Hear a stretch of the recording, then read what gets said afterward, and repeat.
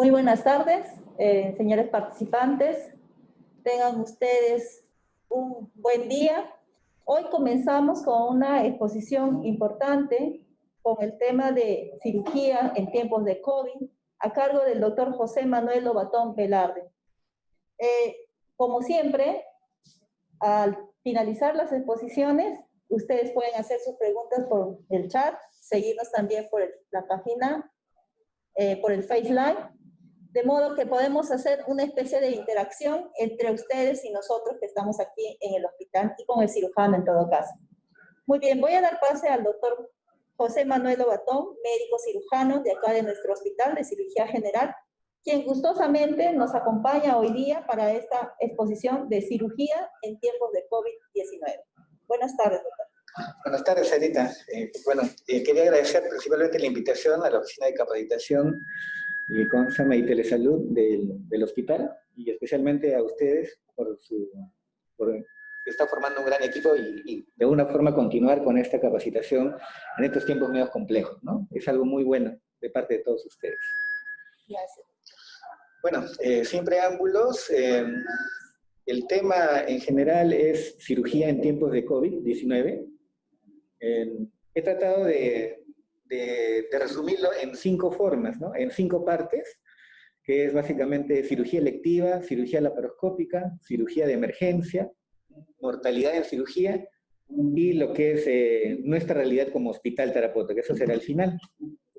Entonces, nosotros tenemos como primer punto algo de generalidades. Hay más allá. ¿Ya? ¿Ya? Lo que es generalidades. Bueno, el COVID-19, bueno, es como su nombre le dice, es coronavirus, disease-19, ¿no? De coronavirus, enfermedad del año 2019 en el cual apareció. Esa es la enfermedad, ¿no? Y como sabemos, el virus es el SARS-CoV-2, ¿no? El síndrome de respiratorio agudo severo, ¿no? Por el coronavirus. Generalmente esta exposición está tratada de hacer un resumen de algunas recomendaciones o guías de las principales sociedades, ¿no? La SAGE, Sociedad Americana de Cirugía Gastrointestinal, la Europea, la American College of Surgery, la Sociedad Española y la Sociedad Peruana de Cirugía Endoscópica. Dentro de estos 5 puntos que quiero tratar, uno del principio es, vamos a iniciar por cirugía electiva, ¿ya? Cirugía electiva, he elegido 3 puntos, que es cirugía electiva, que está suspendida. ¿Y por qué está suspendida? Cirugía electiva, que es un gran problema al no tener cirugía electiva actualmente, y el reinicio de cirugía electiva, cuando este debería darse. Yendo al primer punto, ¿por qué están suspendidas las cirugías, no? Todos los casos quirúrgicos selectivos deberían ser suspendidos en una pandemia. Esas son las recomendaciones. La atención quirúrgica debe limitarse a solo los casos potencialmente mortales, ¿no? O sea, especialmente se está atendiendo lo que es emergencia y urgencias quirúrgicas. ¿Qué es lo que nos aporta la suspensión de cirugía, no? Usualmente nos causa 3 beneficios, que es liberar camas en hospitalización y UCI. Así tenemos mayor camas en cuidados intensivos y hospitalización para atender pacientes con COVID. El otro es liberar cirujanos y anestesiólogos. Esto nos permite de alguna forma poder hacer simulacros de lo que son de colocar los EPPs, de tener o memorizar adecuadamente los pasos y flujos de un paciente COVID y un paciente no COVID. También nos ayuda a reemplazar a nuestros compañeros que pudieran haber tenido esta enfermedad, o si no, a reemplazar o de alguna forma que los pacientes, los médicos que también están con factores de riesgo, de alguna forma también reemplazarlos, y también apoyo a otras áreas.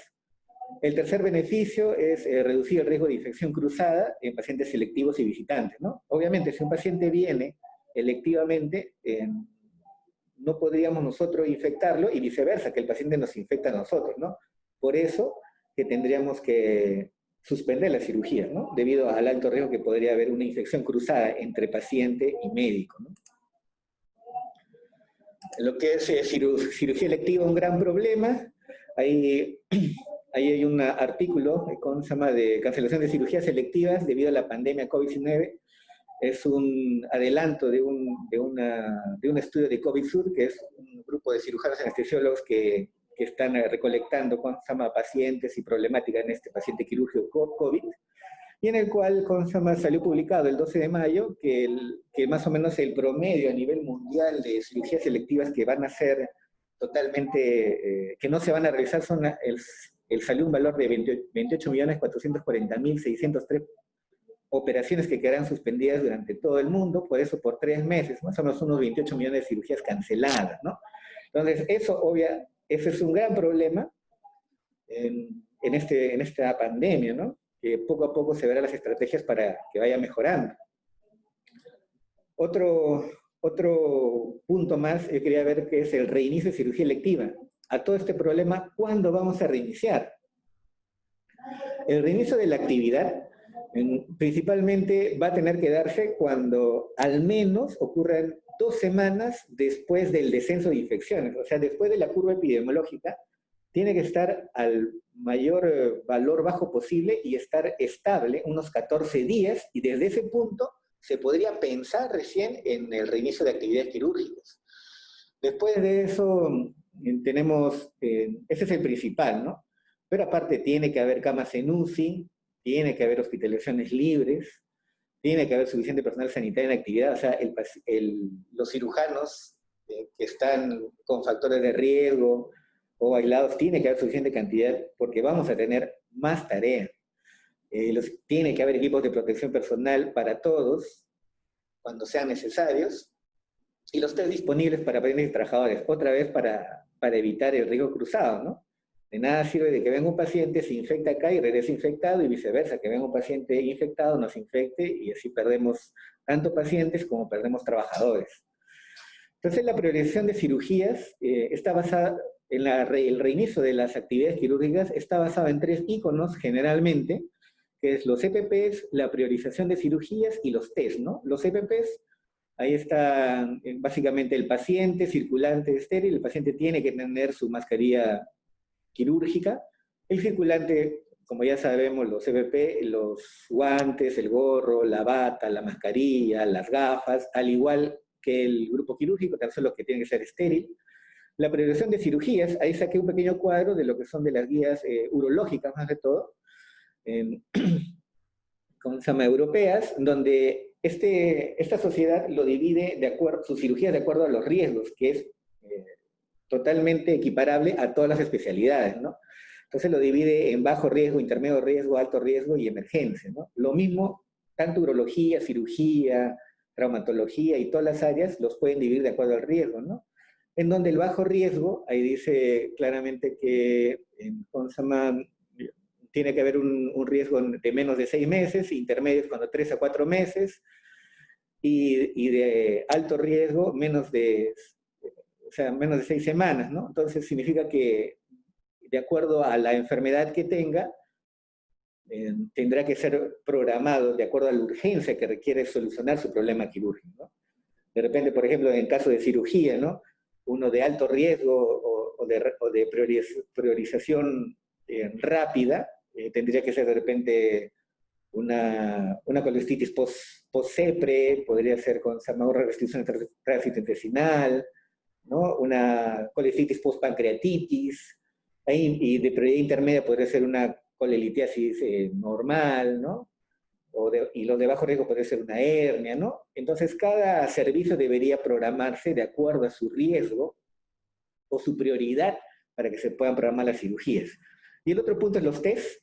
El test, bueno, idealmente los pacientes que van a ser programados deberían tener su PCR y su TAC torácico antes de las 48 horas, antes de la cirugía, ¿no? Ese es lo ideal, ¿no? Yo creo que va a ser un poco complejo para nosotros a nivel de Perú o acá también, que se haga eso, pero ya poco a poco se verá viendo cómo podemos solucionar el tema de los test, ¿no? A ver, ya. ¿Ya? Eso es lo que es en lo que es cirugía electiva, ¿no? Ahora, el otro punto que he elegido también es de cirugía laparoscópica, que acá también hay bastante controversia, en donde he elegido otra vez 4 puntos. ¿Por qué no hacer cirugía laparoscópica? La aerolización, los filtros y las recomendaciones generales en pacientes COVID y en pacientes no COVID, o pacientes en esta era COVID, ¿no? ¿Por qué no hacer cirugía laparoscópica? Los primeros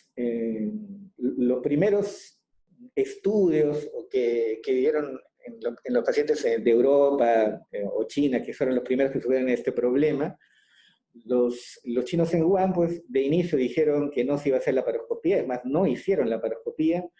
En Gran Bretaña, en el Reino Unido, tampoco salieron sus recomendaciones donde decían que no debería ser cirugía laparoscópica, pero posteriormente pasó el tiempo y cambiaron, ¿no? Y cada sociedad cambió de acuerdo a su realidad. De repente el hecho de que sí se puede hacer la laparoscopía, algunos dijeron sí se puede, otros se puede con filtros, otros sí se puede en casos seleccionados, ¿no? Después estas recomendaciones fueron variadas, estas ya no son actualmente.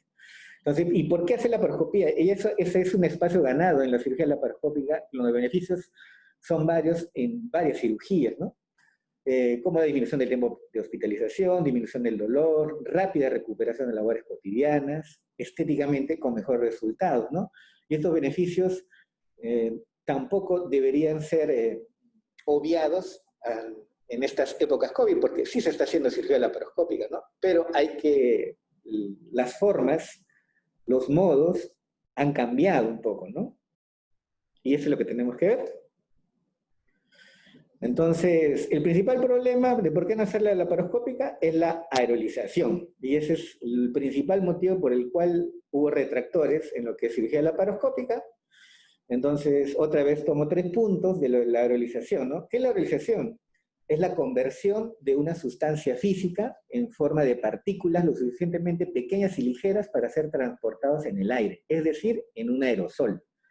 O sea, es una conversión, básicamente, ¿no? De algo sólido a algo gaseoso, ¿no? El aerosol es un coloide de partículas sólidas o líquidas menos de 100 micrones suspendidas en un gas, ¿no? Es una mezcla de sólidos y líquidos que se puede estar suspendidos en el aire, ¿no? Entonces, la aerolización, existe una transmisión del humo quirúrgico del neumoperitoneo cuando hacemos cirugías laparoscópicas.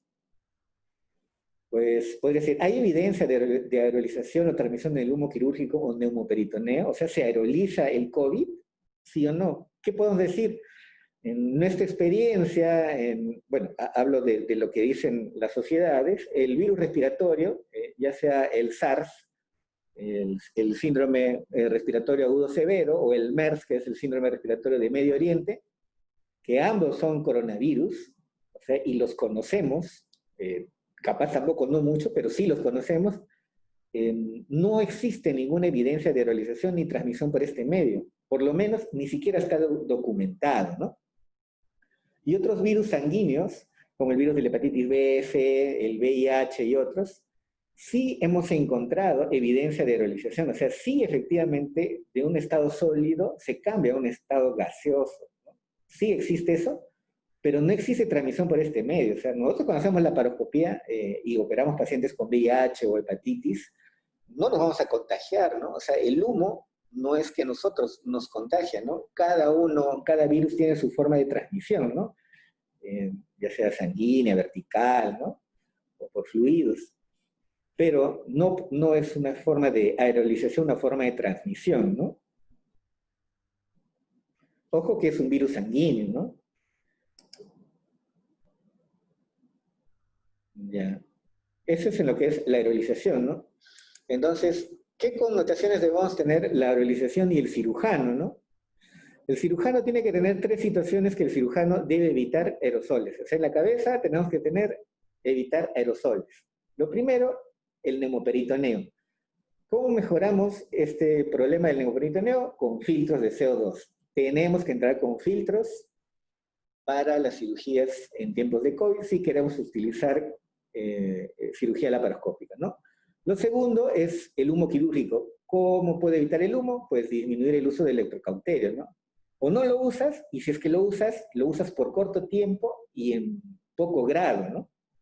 Y lo tercero, ocurre cuando hay el gas colónico, ¿no? Cuando hay apertura del tracto gastrointestinal, especialmente, no, ¿cómo no lo podemos aerolizar? Generalmente hay técnicas, bueno, hay cirugías como el TEM y el TANS, que son la microcirugía endoscópica transanal y la cirugía transanal por puerto único. Eso por el momento no se va a poder hacer, ¿no? Que son básicamente cirugías transanales, ¿no? ¿Y cuál es lo importante? ¿Por qué tenemos que evitar como cirujanos todo esto de los aerosoles? ¿Por qué? Porque en un estudio también en el 11 de marzo, publicado en el JAMA, ahí pueden ver cómo se produce o en qué partes está más el COVID, ¿no? Ahí se ve a nivel de los fluidos del lavado bronquial, está en 93%, en lo cepillado por biopsia, por fibroendoscopía está 46%, ¿no? En el esputo está en 72%, ¿no? En los nasal swab, en los hisopos nasales, 63, en los hisopos faringeos 32, y en las heces está casi un 30%, sangre 1, orina 0. Entonces, ese 30% de SARS-CoV-2 que nosotros como cirujanos nos enfrentamos, no sabemos si es que es viable, ¿no? O sea, no sabemos si en verdad nos infecta, aparentemente tampoco no, pero nadie podría decir eso con seguridad, ¿no? ¿No? ¿Ya? Pues, otro tema más, lo que es aerolización por laparoscopía. Ahí la aerolización, los estudios disponibles hasta ahora no muestran que los virus pueden transmitir durante tratamientos quirúrgicos, eso es lo que hay ahora, pero tampoco tenemos estudios que demuestren lo contrario. O sea, existe un riesgo teórico, pero real, ¿no? Entonces, bajo esta situación, el Colegio Americano de Cirujanos se puso bajo la posición de laparoscopía en una posición neutral. O sea, básicamente es decisión del cirujano. Que no opte o opte es decisión del cirujano y no es malo ni bueno. El colegio de cirujanos, ¿cómo se llama?, de Gran Bretaña, ¿qué dijo, no? La laparoscopía, en casos seleccionados, es casi lo mismo que el ACS, ¿no? Que el colegio americano. Y el SAGES, que es la Sociedad Americana de Cirugía Gastrointestinal, ellos sí dicen que la laparoscopía sí se puede hacer sin ningún problema, pero tiene que ver con filtros. En las tres sociedades, generalmente de mayor, se puede decir de que más nos influyen a todos, los tres recomiendan, si es que vas a usar la laparoscopía, los filtros, ¿no? Porque no se sabe. Entonces la solución para la aerolización es los filtros. Entonces hablaremos de los filtros. De los filtros, bueno, el SARS-CoV-2 tiene un tamaño de 0.07 micrómetros a 0.12 micrómetros. Y como sabemos, para filtrar estas partículas, mejor dicho, los filtros que actualmente hay, porque esta pandemia nos ha agarrado, o sea, no tenemos filtros para SARS-CoV-2. Entonces, los filtros que actualmente hay en ventilación mecánica, en UCI, y los filtros que utilizan para las cirugías con anestesia general, esos filtros tienen la capacidad de filtrar partículas mayores a 0.02 micrómetros con un 99.99% de efectividad. ¿Eso qué quiere decir? Que el SARS-CoV-2, como sabemos, es un virus grande. O sea, y estos filtros están hechos justamente para que los virus pequeños no filtren, ¿no? Un virus por una hepatitis B o un C están en un rango de 0.03, 0.04 micrómetros, y el SARS-CoV-2 es mucho más grande. O sea, de todas maneras, estos filtros que utilizamos cotidianamente sí atrapan o deberían atrapar a los SARS-CoV-2 porque son virus mucho más grandes que los que ya conocemos. ¿Ya? Entonces, tenemos dos tipos de filtros, que son los comerciales y los filtros, de alguna forma, por no decir caseros. Estos son los filtros que siempre son los filtros de laparoscopía que fueron hechos para el humo, pero actualmente podrían funcionar también para filtros para retener el virus, el SARS-CoV-2. Hay los diferentes tipos de STORS, Purple, Medtronic. Después hay otros filtros caseros. Hay un estudio, ¿no? Un filtro con con filtros de ventilación mecánica, para quien quiera revisar, es un artículo de Annals Survey de 2020, donde hacen uso de filtros, como acá se ve, de los filtros cotidianos, con un tubo endotraqueal, con una sonda, y se conecta esto a la válvula de la paroscopía. Aparte, otro filtro casero es el uso de la parte de cuando aspiramos, el canister de succión. Ahí también podemos colocar una solución de hipoclorito con agua, y aparte más tu filtro de CO2, ¿no? Eso también es otro. Entonces, bajo esos dos filtros que se puede usar tanto el comercial casero o incluso el comercial casero juntos, entonces podremos atrapar el SARS-CoV-2 y evitar el riesgo o la proliferación de esta enfermedad durante un acto quirúrgico, ¿no? Existen varios tipos de filtro, EPA, ULPA, con filtros de partículas aéreas de alta eficiencia, o los filtros de partículas aéreas de ultra baja, ¿no? Que atrapa los virus más pequeños, ¿no? Ultra pequeños vendría a ser, ¿no? Esa es la solución con los filtros. Entonces, de todo esto, ¿qué recomendaciones nos da la sociedad? ¿Ya? SAIES, que es la que más está en lo que es la paroscopía, o que más defiende la paroscopía, ahí nos da unas recomendaciones, básicamente quirúrgicas, que es donde nos dicen de la protección del personal, ¿no? Tiene que haber la mínima cantidad de recurso humano en un acto quirúrgico, todos tienen que estar con EPP, tiene que racionalizarse el servicio, ¿no? Debe que posponerse los casos selectivos, tiene que minimizarse la consulta cara a cara, el virtual meeting, lo que estamos haciendo ahora, ¿no? Tratar de que las capacitaciones sean virtuales, de lo que es la paroscopía, ¿no? Hay poca evidencia del riesgo que podría causar esta cirugía mínima invasiva, es que no hay ningún problema. Existen beneficios demostrados de menores complicaciones por la paroscopía, el uso de filtros para CO2 y el uso racional de lo que es electrocirugía, ¿no? En lo que son las prácticas, deberíamos tener también un riesgo de un consentimiento informado, tanto quirúrgico, tanto como para tener COVID, porque incluso no existe un papel que diga, ¿no? Usted hay el riesgo que pueda tener un COVID-19 solamente el hecho de estar en sala o entrar al hospital, ¿no?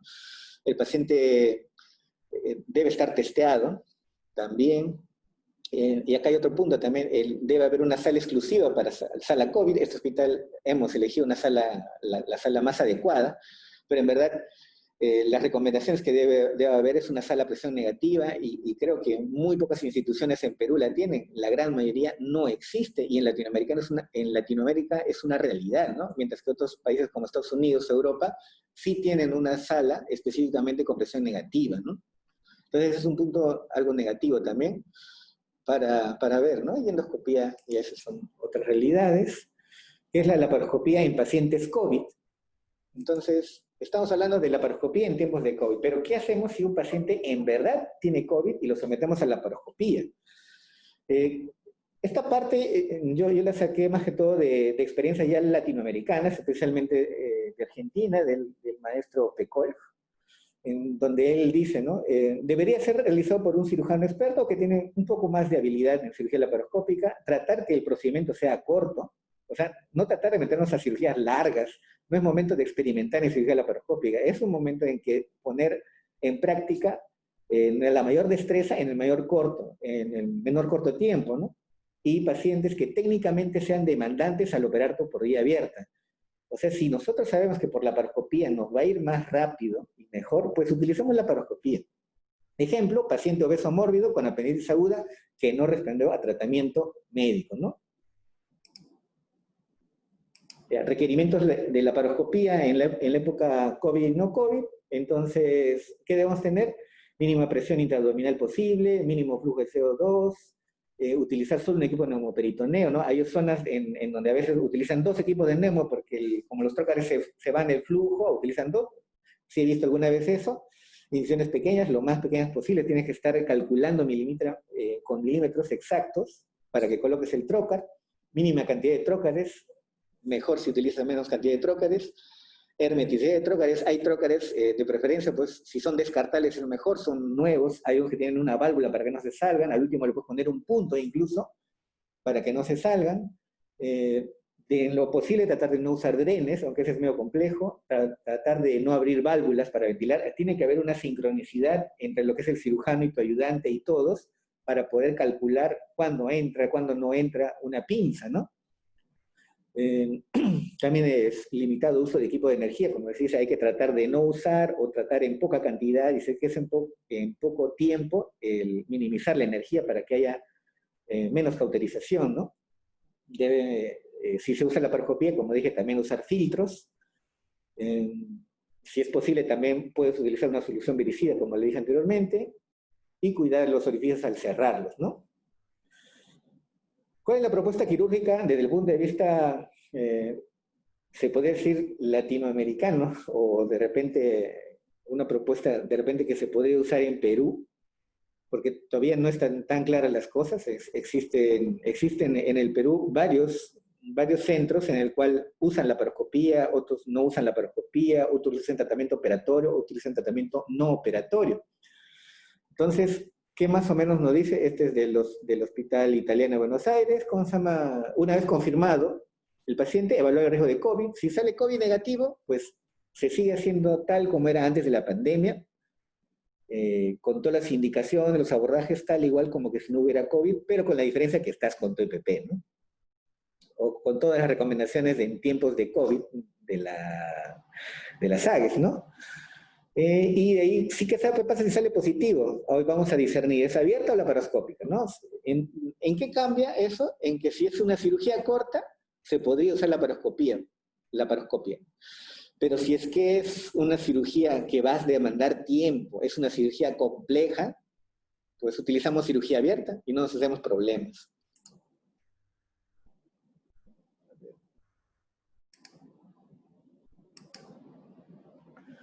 Esos son lo que es recomendaciones de laparoscopía, en cirugía laparoscópica.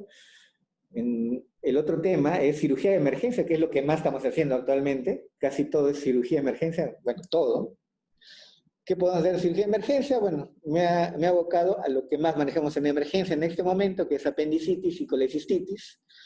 Aparte hay varias otras, pero es lo que más se está manejando, y aparte también lo que son las cesáreas, ¿no? La apendicitis en épocas de COVID, cambiamos la indicación quirúrgica, cambiamos el vía de abordaje, ¿no? Esas son 2 incógnitas que tenemos. ¿Qué podemos decir del manejo de la indicación, ¿no? La indicación es, ¿no operamos o operamos una apendicitis, ¿no? ¿Qué podemos decir? Hay estudios, bueno, antes del COVID, donde hay 5 años de seguimiento de antibiótico-terapia en pacientes con apendicitis no complicada, ¿no? ¿Qué nos dice este estudio randomizado? El seguimiento a largo plazo respalda la viabilidad del tratamiento antibiótico solo como una alternativa a la cirugía. O sea, sí podría darse un tratamiento antibiótico, pero en apendicitis agudas no complicadas. Recurrencia 30 a 40%, complicaciones 24%.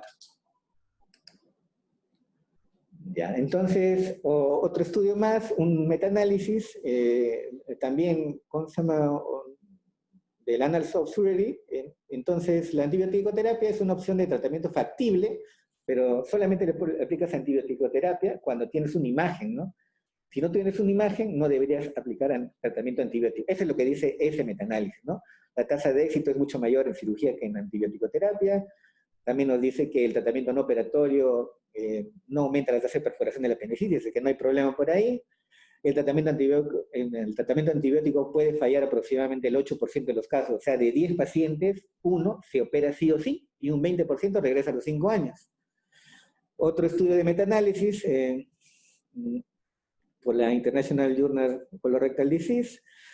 ¿Qué nos dice? El tratamiento no quirúrgico con antibióticos se asocia a menos complicaciones, estadía más corta y una tasa efectiva más baja, o sea, es menos efectivo que un tratamiento quirúrgico, obviamente, y la tasa de recaída es más alta, recae mucho más que un tratamiento quirúrgico, obviamente, porque no se saca el apéndice, ¿no?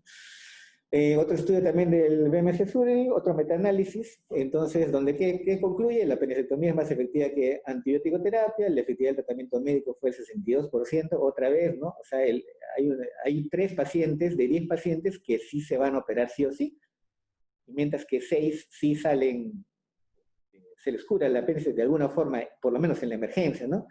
Y la terapia con antibióticos podría ser una alternativa razonable para pacientes seleccionados, eso es lo que nos dice este metaanálisis. Entonces, ¿qué hacemos bajo lo que he dicho anteriormente, ¿no? El tratamiento quirúrgico es más efectivo que el tratamiento antibiótico. Eso de todas maneras, y eso nadie lo va a cambiar. El tratamiento quirúrgico es mejor que el tratamiento antibiótico en todos los casos. Pero no es que tampoco sea tan mal el tratamiento médico. El tratamiento médico, en conclusión, yo lo podría decir, falla 10%, recurre 40% y no se opera 50%. O sea, de 10 pacientes, uno se opera sí o sí en el hospital, así des lo que des. La recurrencia, ¿qué significa? 40%. O sea, de esos pacientes, o de esos 9 alta que pudiste dar, 4 regresan a tu emergencia al mes o menos de 5 años. Y otros 5 no se operan. Entonces, esos que no se operan, no sé si terminarán teniendo apendicitis o no, pero por lo menos en 5 años la mayoría no regresa. Entonces, ¿qué podría concluir? Que el tratamiento médico es una alternativa aceptable, creo, en una pandemia, ¿no? No digo que debería hacerse, pero ahora es una opción viable, ¿no? Eso es en lo que referencia si se opera o no se opera. Pero ahora, una vez que se opera, ¿qué abordaje le pongo? ¿Laparoscópica o corte? ¿Qué es lo mejor? ¿Qué nos dice la evidencia? Bueno, este es un artículo clásico que siempre lo ponen, ¿no? De la comparación de la cirugía laparoscópica y versus la apendicectomía. En las infecciones, la cirugía laparoscópica debe ser el método de elección para pacientes con apendicitis complicada porque reduce la frecuencia de infección de vías quirúrgicas. O sea que cirugías de apendicitis complicadas debería usarse la laparoscopía como primera opción. Este es otro estudio también bastante conocido de apendicectomía versus laparoscopía. Estos resultados sugieren que la apendicectomía laparoscópica es un procedimiento operativo seguro y eficiente versus la cirugía con corte, ¿no? Por lo tanto, cuando sea posible, la apendicectomía por apendicitis complicada debe intentarse utilizando un enfoque laparoscópico. O sea, siempre la evidencia nos va a una cirugía laparoscópica en caso de apendicitis aguda complicada. Entonces, ¿qué podemos resumir de todo esto, no? Ya que hemos hablado de cuándo es, si es laparoscópica, no laparoscópica, se opera, no se opera. En estas épocas de COVID, ¿qué podemos decir? Este es en parte de lo que nos dijo la Sociedad de Cirugía Endoscópica de Perú, apendicitis aguda no complicada, la recomendación, en casos seleccionados, se podría utilizar un tratamiento de antibiótico-terapia, ¿no? Pero solamente en apendicitis aguda no complicada. Hoy, más que nunca, es un momento en el cual podríamos optar de un tratamiento médico en vez de un quirúrgico, pero en apendicitis aguda no complicada. En este hospital no hacemos eso, en este hospital sí realizamos cirugías, tal como varios hospitales, ¿no? Hay hospitales referenciales en Lima, como el Villa El Salvador, que es el Vélez, que recibe puro COVID y también hace cirugías. El mismo, por comentario también, en Salud, ahí hacen tratamiento no operatorio, ellos no están operando, creo que el Hospital 2 de Mayo tampoco está operando, entonces cada uno está individualizando sus casos de acuerdo a su forma laboral de trabajo. La recomendación Q, cirugía abierta, o sea, también es una opción, obviamente con anestesia regional, si utilizamos general hay mayor riesgo de realización, así que no es lo ideal. Cirugía laparoscópica también, si hubiera filtros. Ahora, ¿qué pasa en apendicitis aguda complicada? Ya la primera opción debería ser cirugía laparoscópica, que es lo ideal, siempre y cuando haya filtros. Segunda opción, cirugía abierta. Tercera opción, tratamiento médico. Bueno, no existe tratamiento médico, solamente tendría que ser operado sí o sí. En el plastrón apendicular ocurre la terapia, debería darse una recomendación médica también, ¿no? Tampoco es quirúrgico, debería primero usar un tratamiento antibiótico, debería mejorar, pero si no mejora y lo convertimos en un absceso, debería ser la segunda opción un drenaje percutáneo. Y si falla el drenaje percutáneo, recién una cirugía. Entonces, vemos que en estas épocas ya nuestra forma habitual de ver un paciente cambia totalmente. Entonces, estamos en unas épocas diferentes donde tenemos que ver cosas diferentes. Apendicitis aguda no complicada, complicada y plastrón, tenemos que cambiar algunas pequeñas cosas. Eso es en lo que es apendicitis. Ahora en colecistitis, bueno, la cosa está más fácil y es más manejable. Cambiamos las indicaciones, cambiamos la vía de abordaje, ¿qué podemos decir? Cuando hablamos de cambiar, si manejamos cirugía de un inicio, no. No se encontró ninguna diferencia significativa entre la colecectomía laparoscópica temprana y tardía. Temprana es cuando lo operamos antes de los 7 días y tardía después de las 6 semanas. Eso que nos dicen que hay que retrasarlo porque la cirugía se puede complicar o hay más daño, eso en verdad, por estudios, eso no está demostrado, ¿no? Da lo mismo operar precoz igual o tardíamente. Bueno, es lo que nos dice la evidencia.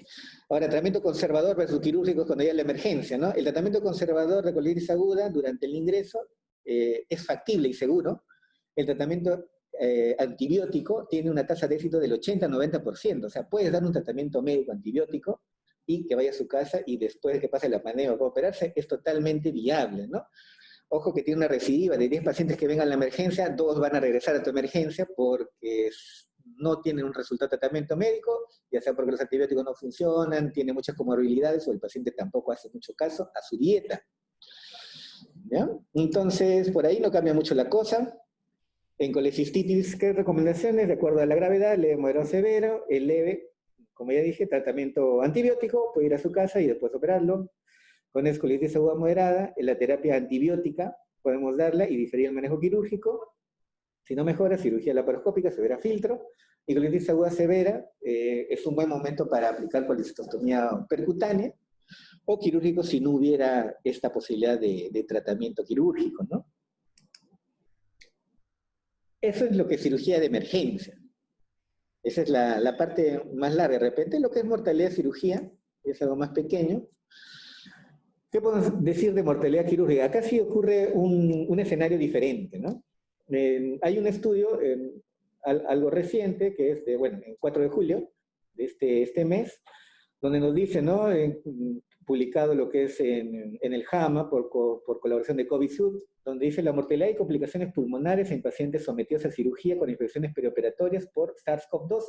O sea, es un estudio en 24 países, más o menos con 235 hospitales, en donde han visto o han recolectado fichas para ver cómo van estos pacientes, y el grupo de ingreso es que tengan el diagnóstico de COVID una semana antes hasta un mes después. ¿Qué pasó con estos pacientes que operaron? ¿No? Hay que decir de paso que COVID-Sur, también este hospital está dando pacientes para este estudio. ¿Cómo se llama? De ahí, ¿qué es lo más interesante de COVID-Sur? Lo que es mortalidad, bueno, la mortalidad y las complicaciones pulmonares en pacientes con SARS-CoV-2. En general, esta es una diapositiva de resumen de este estudio, en donde se hizo que el diagnóstico fue por tomografía ¿cómo se llama? Y test laboratoriales, especialmente en ellos en PCR y con formas diagnósticas, con diagnóstico clínico. En este estudio 24% entraron como preoperatorios diagnósticos y 76 fueron diagnosticados posterior. ¿Qué pasó en este estudio? Se determinó que 24% murieron antes de los 30 días de todo este grupo de cirugías con pacientes COVID. 51%, o sea, la mitad de todos los pacientes que se operaron sufrieron problemas pulmonares, ¿no? Especialmente neumonía, síntomas de dificultad respiratoria severa, y lo pone como una ventilación ¿cómo se llama? Inesperada, ¿no? O sea, sufre un paciente un apoyo ventilatorio inesperado.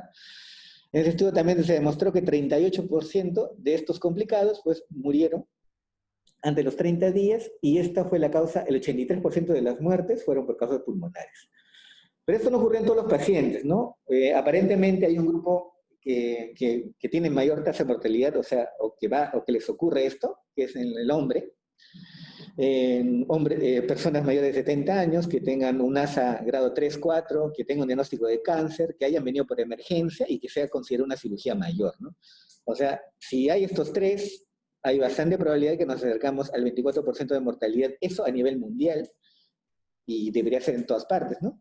Por lo menos ese es el corte de este estudio hasta ahora, ¿no? Entonces, ¿qué quiere decir como conclusión, ¿no? Que existe complicación, o sea, un paciente que se opera, si antes tenía complicaciones, ahora en esta época se complican más. O sea, de todas maneras tiene más complicaciones posoperatorias, tienen mayor riesgo de mortalidad de per se por tener COVID. Entonces, ¿qué recomendación nos puede dar, ¿no? Entonces dice que las cirugías podrían ser pospuestas en la medida de lo posible, tratar de dar manejo no operatorio, eso, pero no es que sea algo exacto para todos, porque no todos son la misma realidad, ¿no? Entonces, tratar de considerar eso y aplicarlo en sus instituciones de acuerdo a su nivel y forma laboral también, ¿no? ¿Ya? Esta es la premortalidad de cirugía. Y por último, ¿qué es lo que ocurre en nuestro hospital? ¿No? Y ahí hemos tratado de ver, de tabular algunas de lo que es la cirugía, de lo que estamos realizando acá en el hospital. Ahí me ayudaron los residentes también. Lo que es cirugía de emergencia COVID, la primera cirugía fue el 18 de marzo del 2020. Hasta ayer hay un total de cirugías realizadas de 109 cirugías pacientes con COVID operados. ¿Ya? Si lo distribuimos en todas sus especialidades, ginecología aporta con 73 pacientes, cirugía general con 24, y la cirugía de especialidades con 12, ¿no? Ahí hay en especialidades está cirugía pediátrica, está también traumatología, urología, ¿no? Que forman la parte de estas cirugías. Cuando lo distribuimos por sexo, 74.31% son mujeres y 25.69% son hombres, ¿no? La gran mayoría de pacientes operados por COVID en este hospital son las mujeres. Por grupo etario, cuando vemos hasta la fecha de hoy cuántos pacientes, cómo se ha distribuido por edad, el mayor grupo lo tiene el grupo de 21 a 30 años con más de la mitad de por ciento. Con más de la mitad, no, con 52.29%. O sea, más de la mitad son personas jóvenes o adultos jóvenes, ¿no? 21 a 30, en parte porque las cesáreas y el apéndice están más en este grupo etario, ¿no? Seguido por un grupo de 31 a 40 años por un 20%, y así después por un grupo de 11 a 20 con 16, y mayor a 41 con un 9.17, y un grupo pequeño, básicamente 2 pacientes tuvo, o 3, hasta de menores de 1 a 10 años. Ya, eso es por grupo etario. Cirugías más frecuentes, bueno, en cabeza, de todas maneras la cesárea, eso no cambia con COVID y no COVID.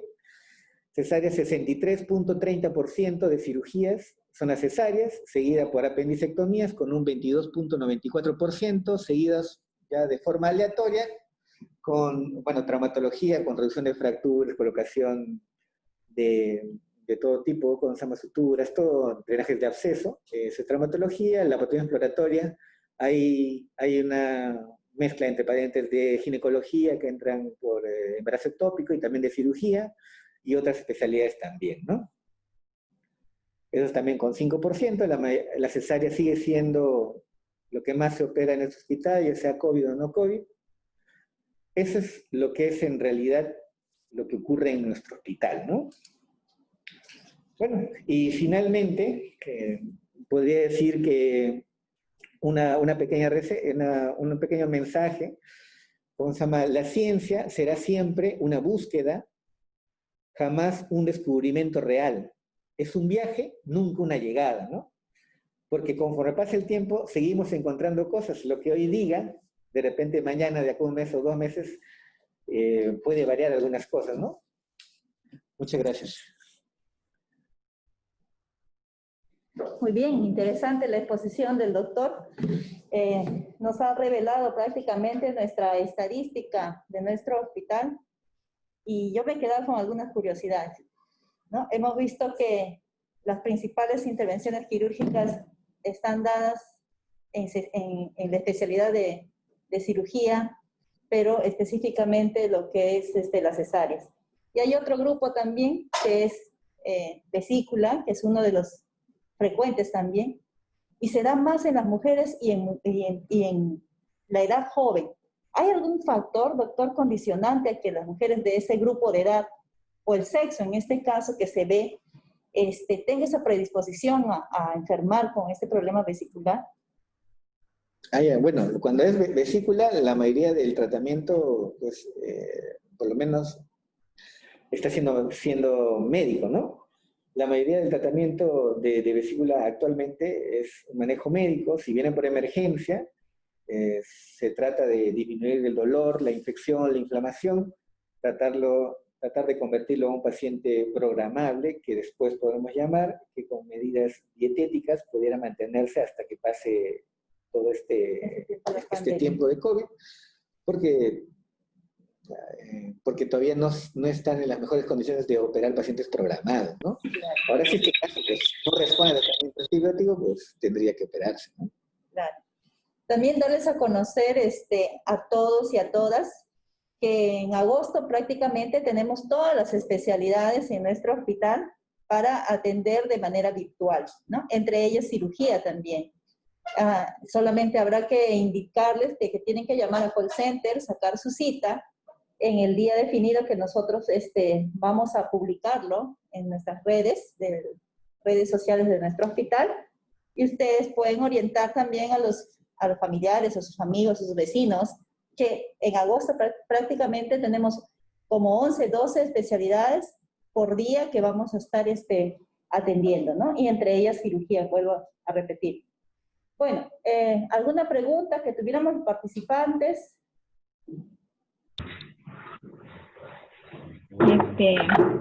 Bueno, licenciada Sarita, muy buenos días. Doctor López, buenas tardes, digan. Una preguntita que te quiero hacer. Aquí llamamos cuando dice dentro de la colicistitis a convalescencia consecutiva a cirugía.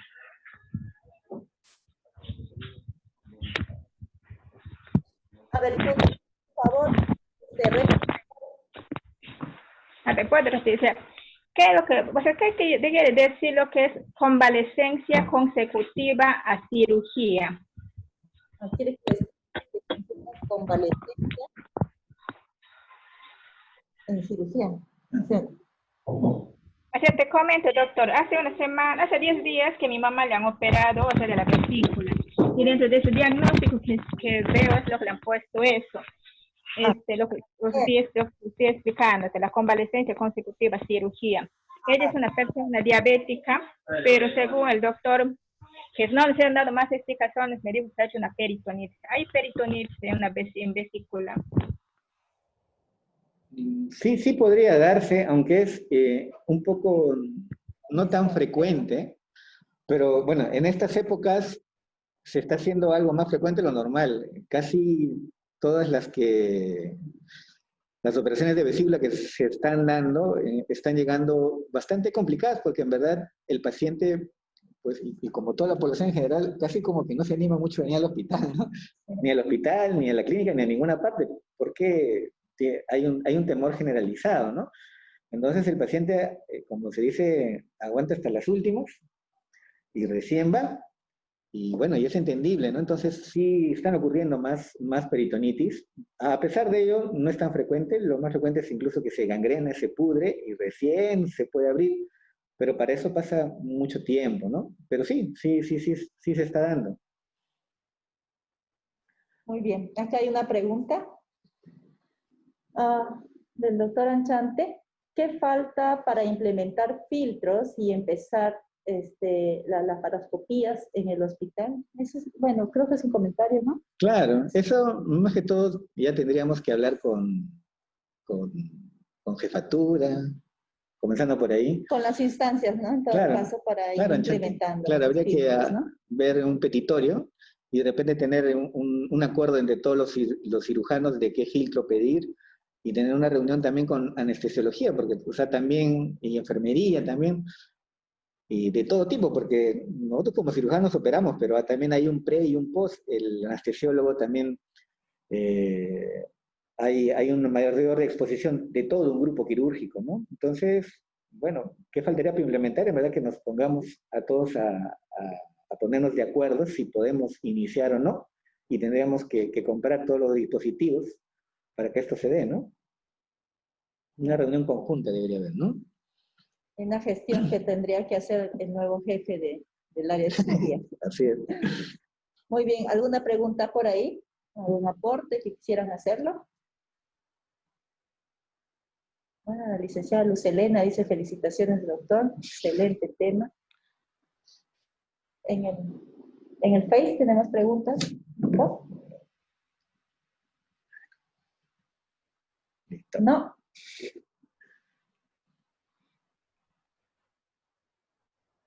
Muy bien. Agradecemos, doctor, por su exposición. Realmente nos ha puesto en tanto la parte estadística y la parte del manejo también, y un poco también tranquilizar a nuestra población, ¿no?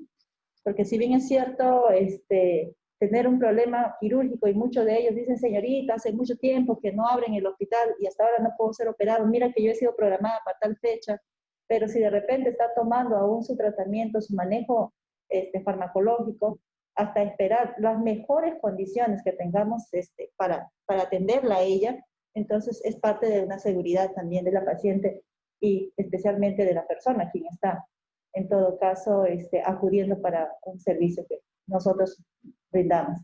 Bueno, doctor, muchísimas gracias, felicitaciones por esta exposición, realmente muy, muy abierta de buenas intenciones, y así que podría dirigirnos algunas palabras de despedida para todas las personas que están ahorita conectadas vía este mecanismo.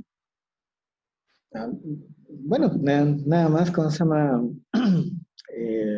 Tratar que también, bueno, hay un tema de que los pacientes deben tener también bastante salud mental actualmente para controlar esta enfermedad, y siempre este hospital estará abierto para pacientes no COVID, de acuerdo a cómo se vaya dando. Y tratar también de ver que la situación es compleja. A veces no es que tampoco se puede operar, no operar, ¿no? Como le dije, a veces si no se da algunas condiciones, hay una mortalidad importante de 20% en cirugía COVID, la cual es lo que hay y es la evidencia. Entonces, tampoco es operar y operar, ¿no? No es el punto. Hay que encontrar el mejor tiempo y momento para llegar a una excelencia quirúrgica, porque es lo que tanto el paciente como los cirujanos queremos. Bueno, voy a aprovechar su buena voluntad. Acá tenemos una pregunta. Mayra Berenice, a mí me operaron de la vesícula hace un año porque tuve pancreatitis. Quiero saber si me puede dar otra vez la pancreatitis. ¿Ya? Bueno, primero habría que ver si la pancreatitis ha sido biliar. O sea, si hubiera cálculos y fue demostrado que fue una pancreatitis postbiliar, no, por lo menos no debería haber otra vez pancreatitis, porque el foco, que ha sido la vesícula con cálculos, ya está eliminado. Entonces no debería tener ningún problema en lo que, o sea, no le va a dar otra pancreatitis por causa biliar. Ahora, si conforme pase el tiempo, el paciente pudiera tener otras enfermedades, bueno, en este caso la pancreatitis no biliar, que eso da por otros problemas de triglicéridos, por colesterol elevado, también por algunos fármacos, o por alcohol. También hay otras cosas que también causan pancreatitis, no solamente los cálculos, ¿no? La más frecuente es los cálculos en esta zona. Entonces, si ha sido por cálculos, no debería tener otro episodio de pancreatitis por cálculos, ¿no? Y si hay un episodio de pancreatitis, debería ser por pancreatitis no calculosa, ¿no? Bien, doctor. Nuevamente, entonces, agradecerles a cada uno de ustedes por participar de nuestros eventos de capacitación. Le esperamos el próximo viernes. El viernes tenemos un tema de psicología, así que estaremos con ustedes nuevamente conectándonos y haciendo el intercambio de experiencia, de conocimientos, de conversaciones respecto a este momento académico. Muchísimas gracias. Muy buenas tardes.